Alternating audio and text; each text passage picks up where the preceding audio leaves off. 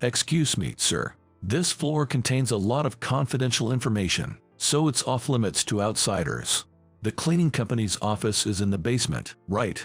Hurry up and get going. The younger employees these days are exactly spirited. That's all I thought to myself. Being nearly 60 and on the brink of retirement, suddenly showing up at the headquarters. It's no wonder the younger employees don't recognize who I am. In the end, it doesn't matter what I'm supposed to be. I just do my job. My name is Michael, in my late 50s. For an average salaried worker, I'd be considered close to retirement age in most companies.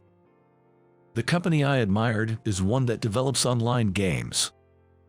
It started in a tiny room with just 2 computers and 2 people. Before we knew it, the company had grown so much that it had its headquarters in a building so tall that the top floor was too dazzling to see. I was called in for work this time, but I was worried if I could handle it since there have been a lot of young employees joining in the meantime. Excuse me, you're in the way. I'm terribly sorry. I wasn't blocking the entrance on purpose. It was a wide enough hallway that they could easily get by. I was just standing there. My peaceful morning was disturbed, and I was somewhat annoyed, but I politely apologized to the man and moved aside.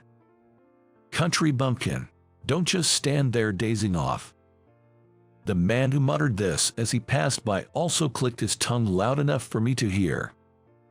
With my employee badge prepared in advance, I entered the company. I believe the development department was this way. I hardly ever came to the headquarters, so I was lost in the building filled with similar-looking rooms. Then, I spotted the man who had hurled insults at me at the entrance. Realizing my gaze, the man seemed to recognize me and immediately said, Hold on, sir. This floor has a lot of confidential matters, so it's off-limits to outsiders. The cleaning company's office is supposed to be in the basement. Hurry up and go." The man must have thought I was a cleaner based on my attire. He gestured dismissively with his hand. No, that's not it, you see. I'm busy here. Just go do your cleaning job." The man didn't seem to have the slightest interest in listening to me, glaring as if to make sure I'd quickly leave the floor. I apologized for the intrusion. Today, I was dressed in a casual jacket and a checkered shirt. Since I wasn't wearing a tie, they probably didn't think I was an employee of the company. Reluctantly, I decided to move as the man had said. As I was about to take the elevator down, the man quickly grabbed my hand, pressing the elevator button. "Hey, old man, this isn't your personal elevator. Take the stairs." With a smug look, the man said that to me. I understood he wanted to belittle me as much as possible, and I felt irritated, but showing anger would only play into his hands. I held back and, with a pleasant smile, looked at the man and said, "You're right. I'm very sorry for the inconvenience." Saying that, I checked the man's employee badge. It read Brandon Taylor. Brandon, I might as well remember that. Though I thought it was in bad taste, I firmly memorized Brandon's face and headed towards the stairs. As I slowly descended the stairs, thinking about the many floors, I realized that at my age, it was indeed impossible, and I might just collapse. The first few steps felt like good exercise, but I quickly started to run out of breath. When I carefully stepped out into the hallway, I found myself in the cafeteria. This is a relief. I'll take a break here before getting in touch. Thinking this, I ordered an iced coffee and drank about half of it in one go, and then my phone rang. "Hello, this is Michael speaking." "Hey, where are you right now? I've been waiting for your call. Let me know once you arrive at the station. I'll send a car to pick you up." "Oh, I'm currently." "Wait, where are you right now?" As I began to say I stopped myself. It might be good to take a look around the headquarters and see what it's like now and who's working here. So, I pretended I hadn't arrived yet. Sorry, I haven't reached the station yet. I'll be there soon and will call you back. Fortunately, it's been 20 years since I last came to headquarters. With many young employees like Brandon, not many people know me. I felt like a child playing hide and seek in the vast building. If I wander around too conspicuously, I might be treated as a suspicious person by someone like Brandon. I decided to keep a low profile.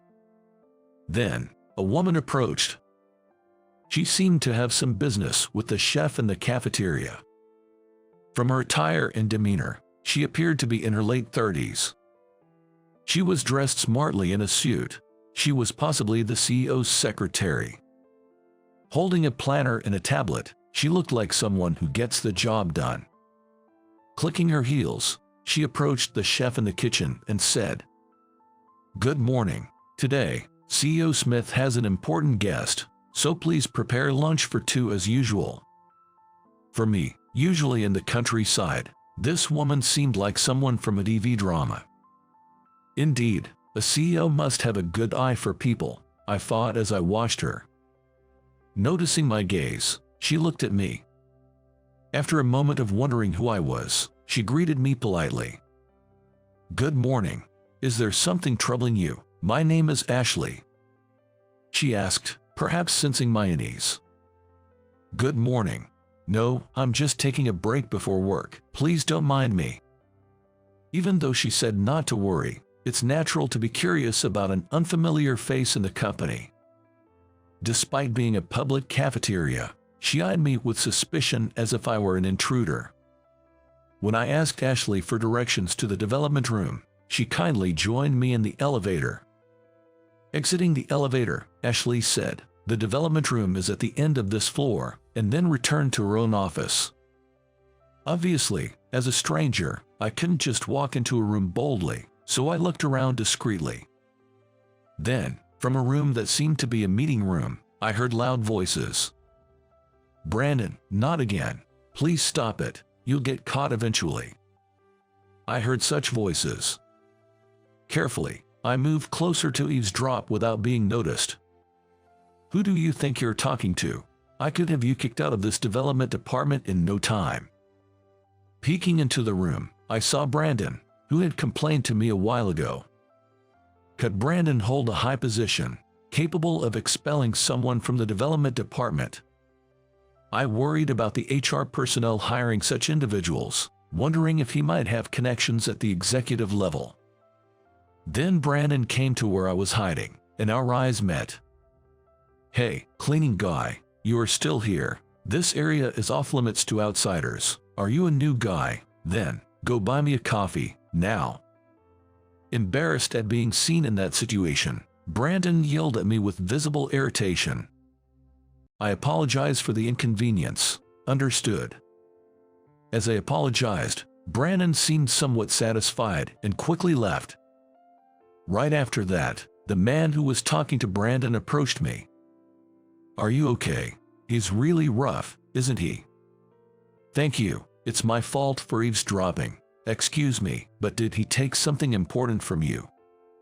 The man looked troubled at being seen in such an unpleasant situation, but after a brief pause, he shared with me. "That guy is related to someone important in HR, maybe a son or a relative. That's why he's been placed in this department despite being incapable. He always takes credit for others' work, pretending to be busy. He sounds like trouble. Is it because of connections in HR? Just keep it between us, okay?" The man put his index finger to his lips, signaling for secrecy. "Sure, I won't tell anyone, but doesn't it bother you that he's taking credit for your work? Don't you care about what you develop?" I couldn't help but express my frustration to the man. "I hate it too, but if I refuse, I might get kicked out of development. I love my job, you know, but there's a limit to everything. That's why I've planted a bug in the current data. I can fix it, but Brandon definitely can't. It'll be interesting to see what happens." He spoke with a bit of irritation after hearing my words. "Won't Brandon try to get back at you? I can't believe there are such childish adults around." Well, we'll cross that bridge when we come to it. Working in a place where you can't do your job properly doesn't lead to good outcomes. I've said too much to someone I've just met. Sorry, I need to get back to work. Hey, can you tell me your name? I'm Jason. Oh, and don't worry about the coffee. I'll get it. No, it's okay. I was asked to do it, so please go back to your work. All right then, thank you. Jason gave me a bright smile, waved, and went back to his work. After watching him leave, I took out the note Ashley had given me. Ashley, it's Michael. Yes, how can I assist you? Ashley answered the phone immediately after one ring. I'm really sorry to ask, but could you bring some coffee to the development room? Certainly. How many cups do you need? Just one is fine, thanks. After hanging up, I pondered the reason I was called to the headquarters after 20 years. Maybe he had a hunch about the current situation. That's why he summoned me to the headquarters now. I encouraged myself to meet his expectations and then reached for the doorknob of the development room. As I opened the door and entered, Brandon stood in front, preparing to present what I presumed was data taken from Jason. Unaware of my entrance, Brandon was focused intently. A man, mistaking me for an outsider, approached but then looked surprised to see me. I motioned for silence as my name was about to be called out, focusing instead on Brandon's presentation. As Brandon reached the middle of his explanation, the screen went black with a clattering mechanical sound. Seconds later, when the screen lit up again, it displayed photos of Brandon slacking off. In a panic, Brandon couldn't figure out how to stop the data, sweating and flustered. The photos showed various scenes, such as Brandon napping in a sloppy manner and yelling at Jason, like a slideshow. Trying to hide it, he stood in front of the projector, but the other employees were already snickering. Hey, Brandon, that's your data, right? Stop it now. Upon being told by his boss, Brandon responded with a face that looked like he was about to cry. Yes, that's strange. Brandon frantically clicked on the computer, but not knowing how to stop it, he ended up just banging on it roughly. Hey, Jason, you made this, right? Stop it now. In his panic, Brandon inadvertently revealed that the data was Jason's to everyone in the development department. Is this someone else's data? What kind of person are you, Jason? Please stop it. Hearing that, the department head Ryan instructed Jason to stop the slideshow. Then, a red-faced Brandon approached Jason. Jason, this was your doing, wasn't it? Forgetting about the others around, Brandon grabbed Jason by the collar and confronted him. Just as he was about to swing his right hand, I spoke up. Brandon, stop this disgraceful behavior right now. Let go of Jason. Everyone in the room turned to me in shock. Brandon, the most surprised, looked at me as his name was called. And then he directed his anger at me, yelling as if to take it out on me.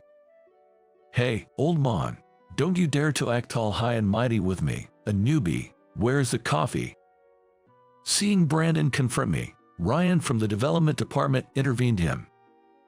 Do you even realize who you're talking to? Ryan, this old guy is a new hire, right? What is HR thinking hiring someone like him? Hearing that, Ryan let out a heavy sigh. Brandon ignored the question, and Ryan offered me a deep apology.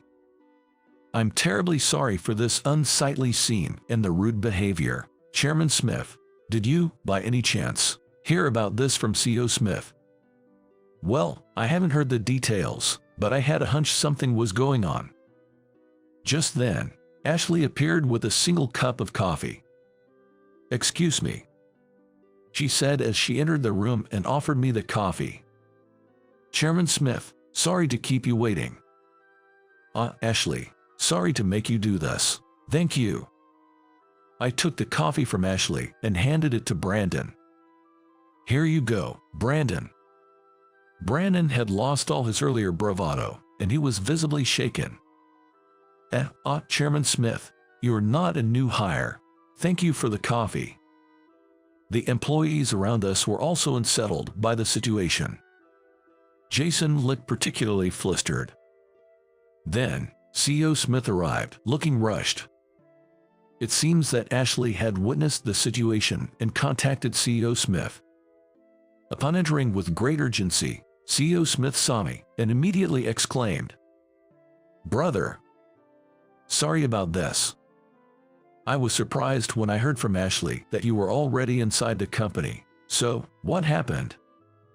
In reality, I am the older brother of Daniel Smith, the CEO of this company, and hold a nominal position as its chairman. Naturally, the young employees, not having seen a chairman who hadn't appeared at the headquarters for 20 years, were unaware of who I was, leading to this commotion. "Daniel, I took a look at the development department and, well, there are quite a few, no, a lot of issues. So, you've seen it, brother. I have a favor to ask. Could you come back to the headquarters?" I was at a loss at CEO Smith's earnest request. Once upon a time, as we started the company together, I demanded of perfection from the increasing number of employees, and it disrupted the harmony within the company. My stress over unattainable goals led me to shout at employees and demand excessive overtime, earning me the nickname "the demon behind my back." The stressed employees lost their motivation to create good products, and the company atmosphere turned tense. Seeing Daniel always trying to mediate between me and the employees with a troubled face, I suggested stepping back myself. After that, I retreated to the countryside, where I opened a small programming class for children and led a modest life. Before I knew it, Daniel had grown the company we started together into something much larger on his own. He must have had the knack for management. Standing in front of the company, I looked up at the building and felt deep down that stepping back then was the right decision. However, I was surprised to find myself listed as the chairman without realizing it. By the way, Brandon was saying something a minute ago. "Cross me, and I'll have you kicked out of the development department." What was that all about? That was Brandon, who had mistaken me for a cleaner, found me the president's brother. He was now shocked to realize it, trembling. That was just a rumor I spread myself. I thought if people believed I was related to someone important in HR, they'd treat me better. Wow, you're amazing. You have the power to make people believe lies. It'd be great if you could use the talent for something more productive. I wasn't trying to belittle Brandon, honestly.